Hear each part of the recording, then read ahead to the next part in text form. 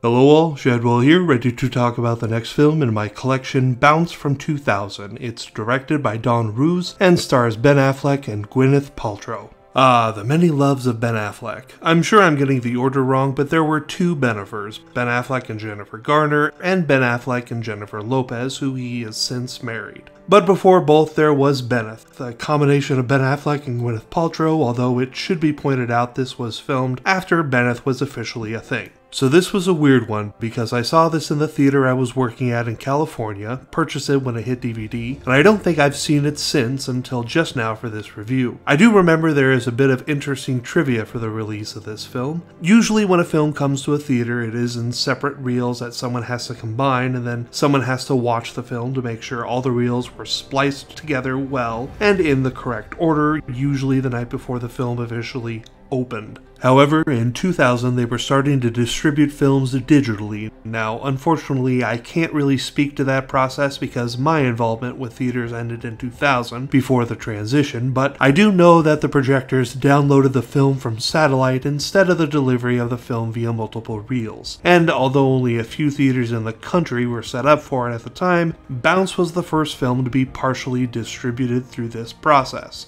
Takes all the fun out of being a projectionist, but fuck me, what do I know? You can't stop progress, I guess. The film itself is a so-so rom-com starring Affleck and Paltrow, where Affleck feels survivor's guilt after giving Paltrow's husband his airplane ticket on a plane that crashes and kills him. So Affleck's character Buddy checks in on her and her two kids who are not aware of his secret, and they end up falling in love with each other, which is slightly creepy and morbid on Buddy's part, to be honest.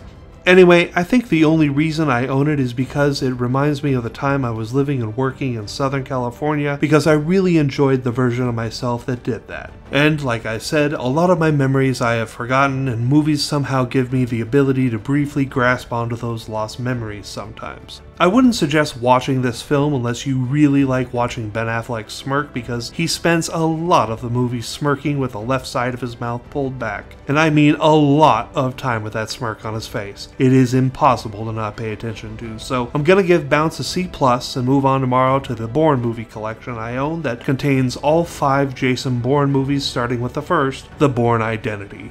See y'all then.